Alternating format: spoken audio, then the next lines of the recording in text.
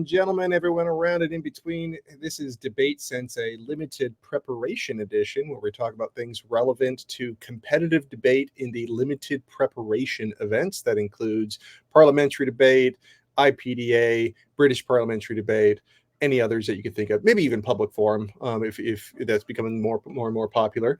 I have with me from San Diego State University, Tim CV. Thank you very much, Tim. Woo! Did not make the Sweet 16. We're not going to talk about it. Oh, that's right. Oh man, I've been watching, but not the most recent.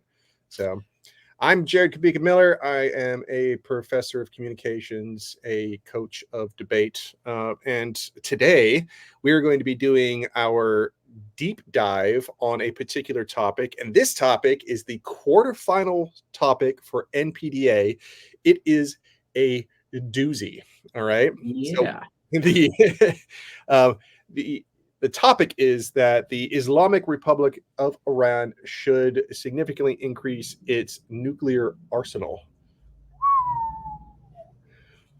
Man, if you were on the affirmative, let's say, yeah, you've gone, you won at least 5 out of your 8 preliminary rounds. You got through, dubs. You got through Ox. You're in quarterfinals. So you're like, all right, now's my chance to break into SEMS. Let's hear the topic. You're like, oh my God.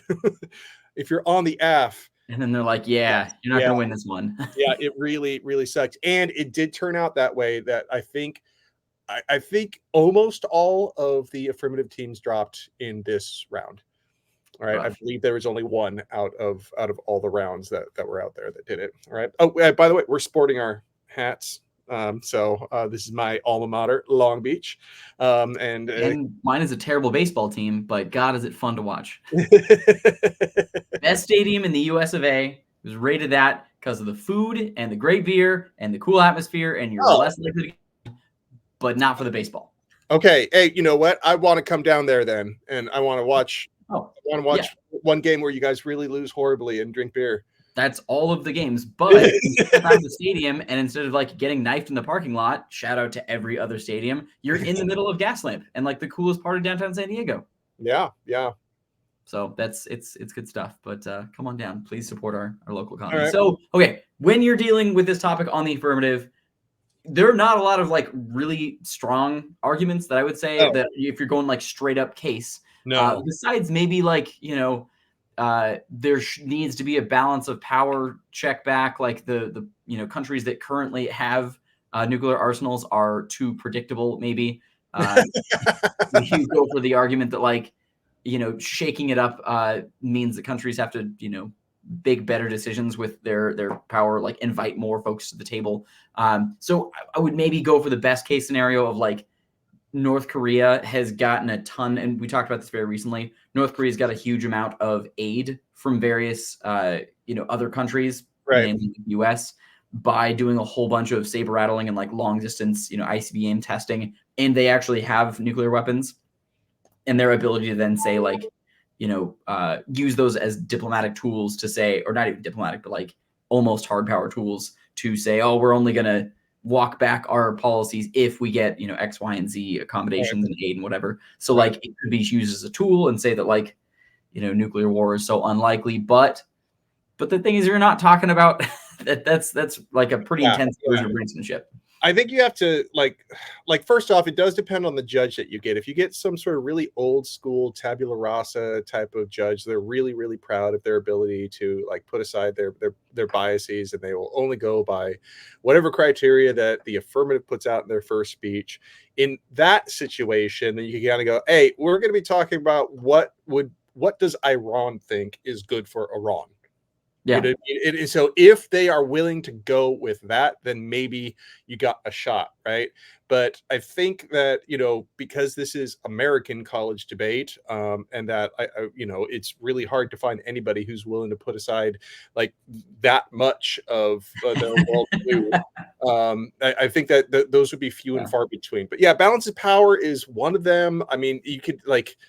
Yeah, and I think you even touched upon like negotiation leverage, right? That I think that might be a way to kind of like split hairs there. You talk about how they're just, they're exercising their sovereignty and national pride. They're trying to push back against. You could do a U.S. hegemony argument just by like U.S. hegemony is just generally bad, and then anything that pushing up against it is good.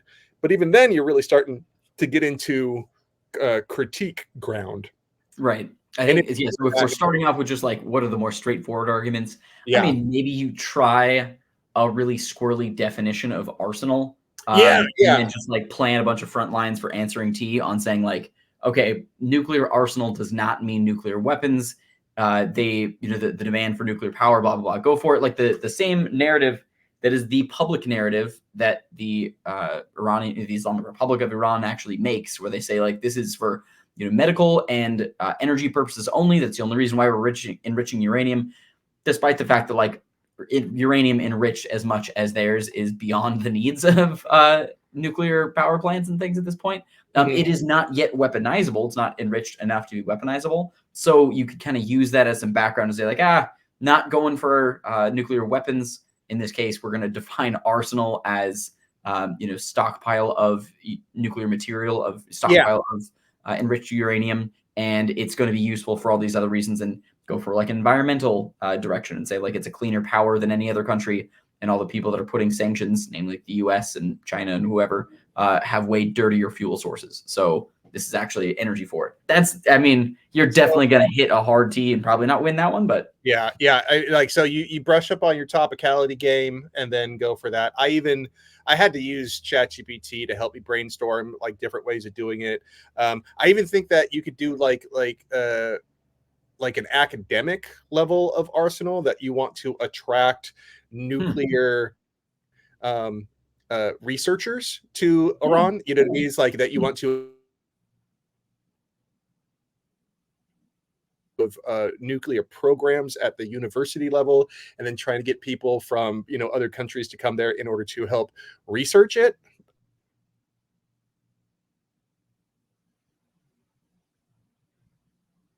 An arsenal of professors, I guess. I don't know, but yeah.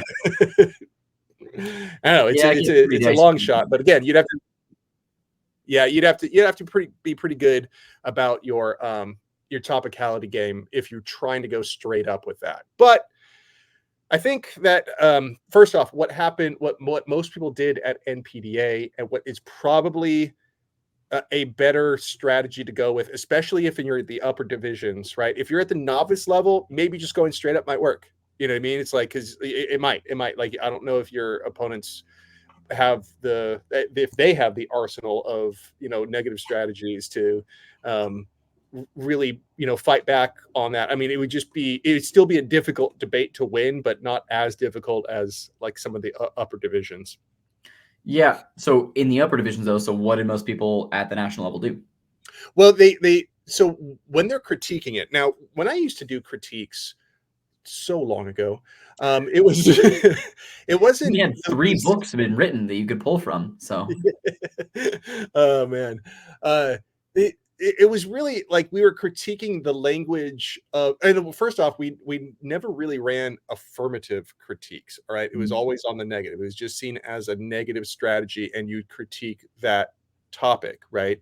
And so the critiques that are happening since I've stopped competing, since I've really stepped back from coaching a lot, on the affirmative, are almost always about rejecting the resolution on the affirmative for whatever reason. And so this is kind of like critiquing the activity of debate or the assumptions of the author of the topic.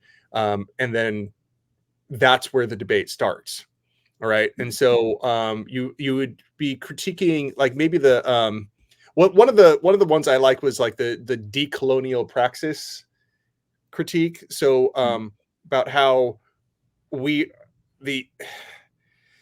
trying to, I don't know, I think it kind of goes hand in hand with Orientalism, right? Assuming that there is some sort of inherent like evilness or foreignness about the East-West divide, and therefore it's our job to sort of tame these savages in the East, and we do that through colonialism, or neo-colonialism these days, where we're basically kind of controlling their policies from afar.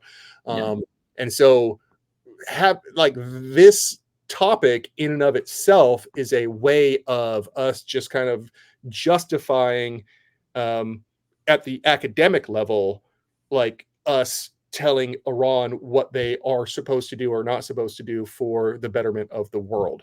So it's just by nature of getting to fiat, like regardless of nuclear arsenal or whatever Iran needs to do, it's just saying like by fiating a foreign entity, like that's what I triggers think it. that's one really, I do like that link a lot, actually, saying it's like, okay, we are Iran and now we're going to do this and we're going to show them how it's done. I think that's one, I do like that. That is one really good way of doing it. I think also, like, I wouldn't be afraid to say is like, listen, this topic is definitely neg skewed. And when people look up the quarterfinal round, all right, like top 10 teams in the nation, and they look at the record and they say, look, neg won all of these, that must mean that Iran building a nuclear arsenal is bad.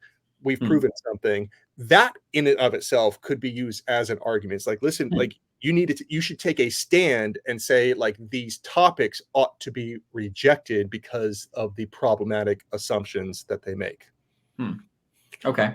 And what, just for my own edification, like in those cases, what is the alternative? Like, what ground does the affirmative give to the neg? Of like, right. So agree with us and vote AF, or disagree with us and defend a colonialist position? Like that seems a little skewing in its own way. Yeah, so oftentimes the alternative is just rejection. So like reject this topic, and that is, like, yeah, Go it's to the not. tab room and tell them to write another one, or Yeah, I know. vote for the Like, affirmative. Like, doesn't really seem like it's rejecting the topic if you still vote for the affirmative. I think that's always the biggest question. What is the role of the ballot? What is the purpose of you signing it one way or another? And unfortunately, yeah, you can't go back and rewrite it. But like saying it's like, well, don't punish us because of the way the topic is written. It's like, well, don't punish us because, like, it's not about punishing. Like, either way, one of us is like, is happening. It's about like taking a stand about how this activity should work, right? And so, like, this is, yeah, you're right, this is high stakes, and the fact that you're saying that that this is going to, negatively affect us, like, only adds to the gravity of how important your ballot is. And so, I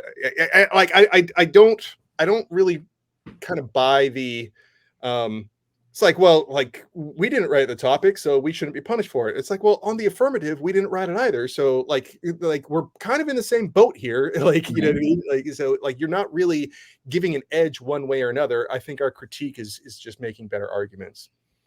So still, I've yet to have like conversations that go far enough down that. I would really like to with people that are running critical apps these days of like, okay, reject the topic and do this, and then how does that play out? Like wherein lies the mutual grounds? How does the debate actually still happen? Because I think as a judge, I wouldn't pick up a team just like, hey, good job, you called out that it's a bad topic. High five, here's a win. Like I don't necessarily call that.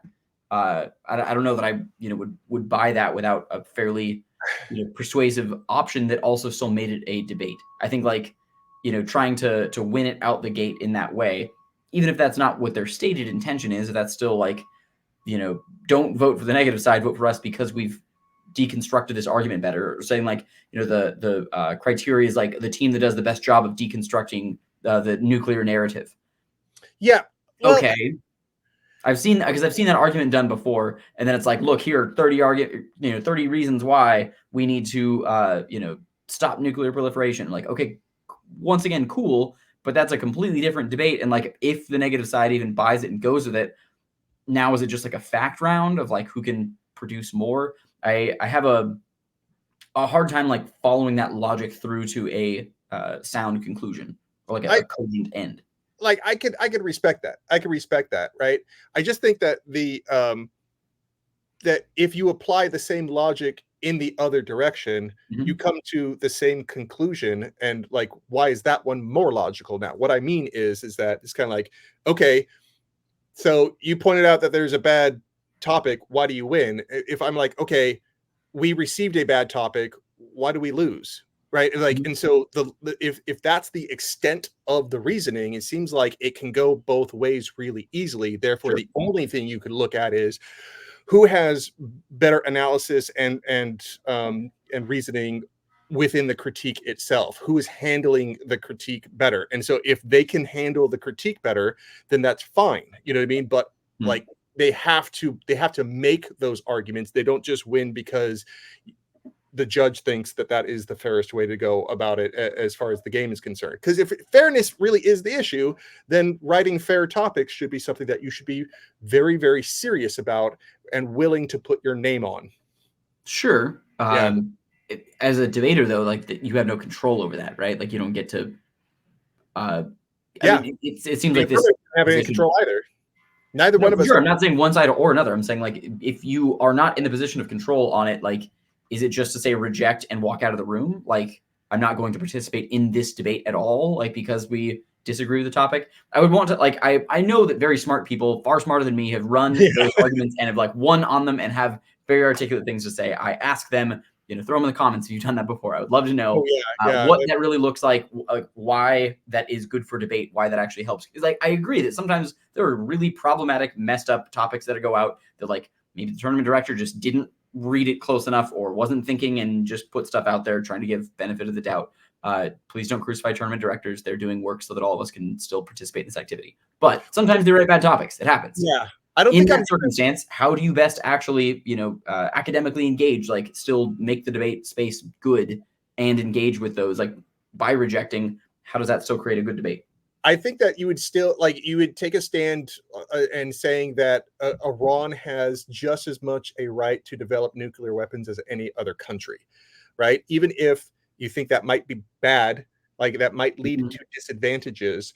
That like we shouldn't, like as a debate community, we shouldn't be taking a stance kind of like, no, they shouldn't do that, because as soon as we put our weight behind that, then it justifies certain policies that like significantly disadvantage countries that we just disagree with, right? And so I do think that you should still take the stand that Iran gets to do this sort of stuff without international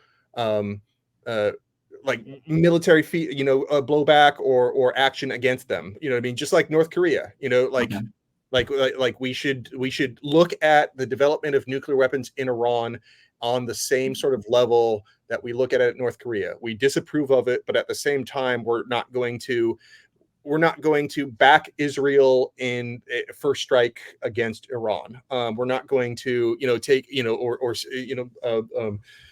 do any other additional international relations, backflips or any things like that against them that we haven't done against North Korea.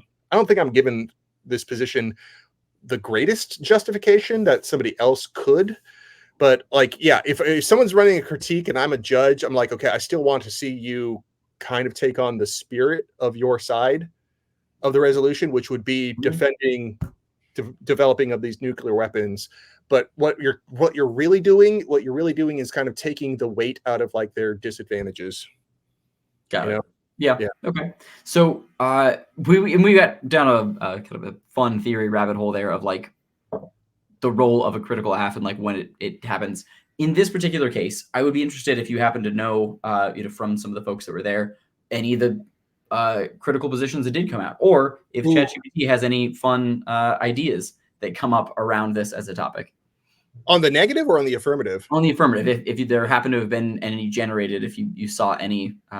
Yeah, I mean, so I asked, I'm like, generate a critical aff that rejects this topic. And the first one was an epistemological critique, where the affirmative says that you're critiquing the epistemological framework of the debate topic itself, arguing that the topic perpetuates a narrow and hegemonic understanding of the issue, limiting the scope of discourse and reinforcing dominant narratives that marginalize alternative perspectives. Like, and you're saying, it's like, well, but I'm on the negative. I'm allowed to do that. I'm like, yeah, well, like, why do you get to be rewarded for a good topic. You know, he's like, I should be punished because it's a bad topic. Well, you shouldn't be rewarded either. Like this is an epistemic issue about the nature of debate. Like we need to make sure that the activity of debate is good, and the high stakes nature of the ballot in a quarterfinal round at nationals warrants this.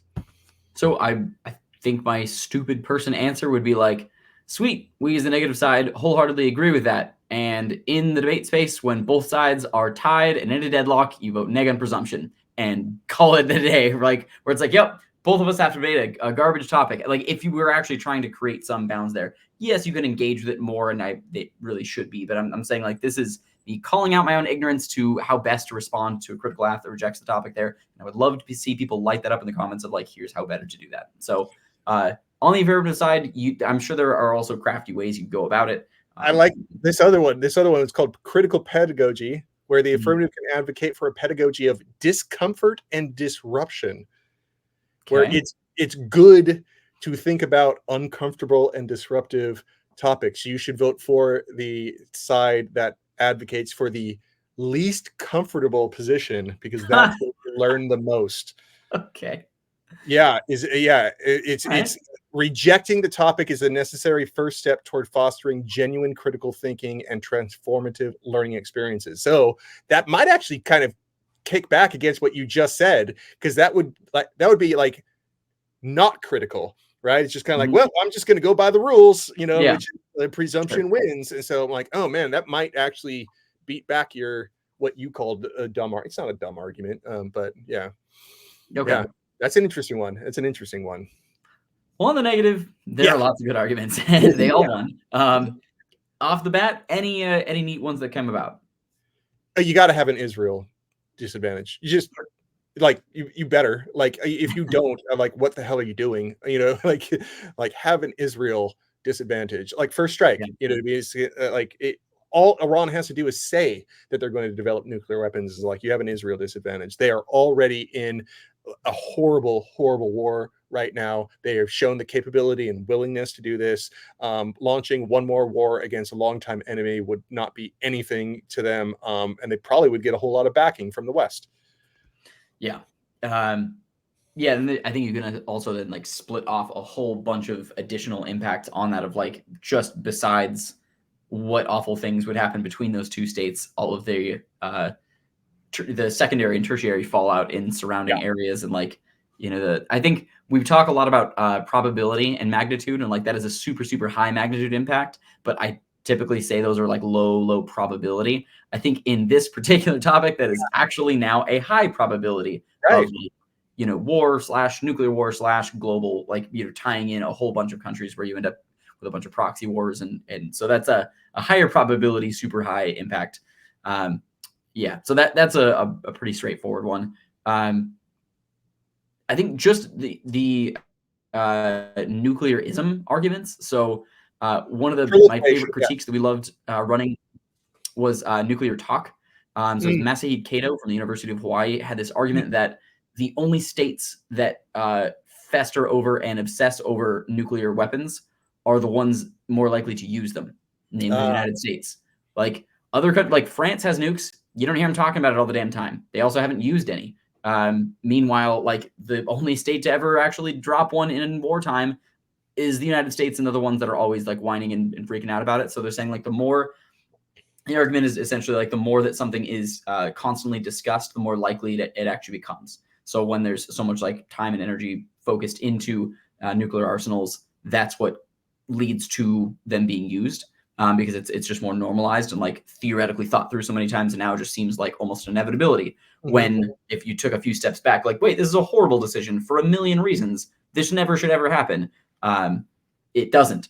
So they, whether it comes from the U.S. or any other state, the like nuclear talk being or nuclearism being one of the better arguments that I like, that just kind of like separates everyone from the ability for a disadvantage to go nuclear. Yeah.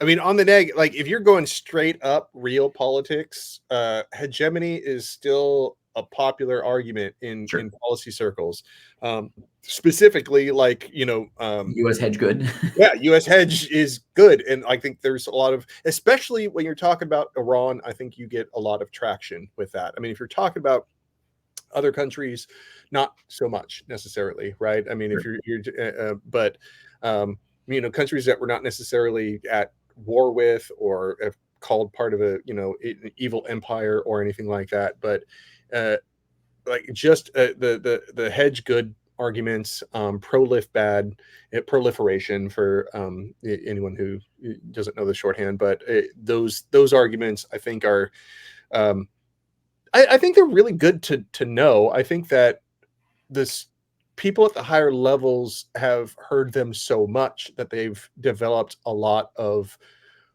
offense against them, that they know how to respond to them. But at the same time, that doesn't mean you don't run them, right? You just come up with better second line answers. And so it's almost like in chess, where just because somebody knows the opening that you're playing doesn't mean you don't play it. You just get better at the mid game, and so that's been a hard lesson for me to teach people. So like, oh, I lost, now I have to rewrite the whole damn thing. I'm like, not really. You just have to look at where it went wrong in your particular round and go from there.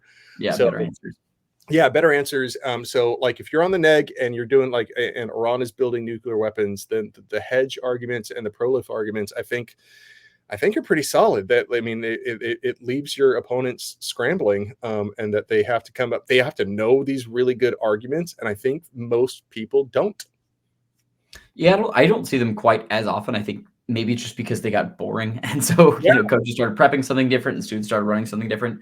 But like they, were around the community and still are, have been for a long time. Not because they're bad arguments, but just because they stick. Like there's some legitimacy to them and value to them. So I think there's literature. There's just a lot of literature, right? It's like right now, this year, the nuclear topic for policy, and everyone's doing that. Everyone's like, if they aren't critiquing the topic, if they're doing it straight up, like no first use or something like that, people run hedge. It's no first use versus hedge. So it's like that's a popular policy sort of strategy that's going on. Or deterrence. So, all right, fun, weird directions then. Yeah. So okay. ChatGPT also sometimes comes up with like, this is a completely random, different, alternative way that you can go for it. Any others that the robot spit out for us? Oh, well, I mentioned the professors one. Hold on, I'm scrolling down here. I went down to okay. So nuclear energy infrastructure, we already said that. Nuclear expertise and knowledge base, that I think that is the professors one. That's what I'm calling the professors, right? Where it possesses a robust scientific and technological base for nuclear research.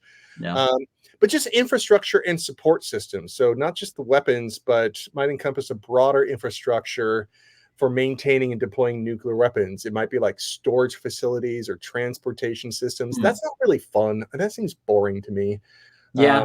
Yeah, I think I already mentioned disposal. Like I think there's still a lot to be said for arguments against nuclear energy tend to stem from nuclear weapons or really, really old bad tech like Chernobyl or whatever.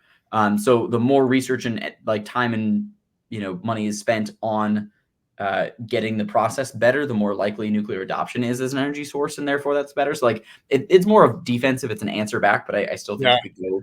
I mean, there's the fake nukes strategy where they just fake nukes. So instead of having actual warheads, you just make it really, really clear that you have delivery systems such as like intercontinental ballistic missiles that could deliver them if we have them. You know what I mean? And and then that this is the like banana in the jacket, like guy robbing a grocery store now. Okay, got it. Yeah. And so that, at least that sort of deterrent, like one, it acts as a deterrence, right? But also opens up some of all the other quote unquote advantages of developing nuclear weapons without necessarily developing nuclear weapons. I don't know. I don't know if you get a lot of offense on that one, but it's kind of an interesting take on it. Yeah. I've got to, just because it always comes up here, and we've already talked about some of the really old schoolness of debate. Back in the day of policy and extemp, teams would have tubs, and that was where your evidence was stored in, and like someone would be in charge of carrying around the tubs, like these giant things. And then the cool little like microculture was, what killer stickers do you have on your tubs? Because it's like, the various tournaments you've been to, or like, fun, like representing your team, and then some fun bumper stickers. And the best one I ever saw was nuke a gay whale for Jesus. Mm-hmm. Finding how can we offend as many groups as possible at once, all the bumper stickers together. Like, that's a great bumper sticker. That's really just swinging for it. Well, there you go. The gay whale for Jesus aff.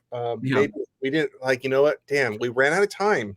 We can't explore that one. That would have been. I've got 10 minutes memorized on that one, but I'll have to do that for next time. All right. Well, hey, if you find yourself on the affirmative of this topic, my condolences. Yeah, I would only say is like, feel out your judge, try to find if they got a philosophy that you can work with, or anybody that knows them. But besides that, cross your fingers. Yeah. Right. Well, we'll be back in the future with more debate analysis. We are Tim and Jared with DebateSensei. See you later.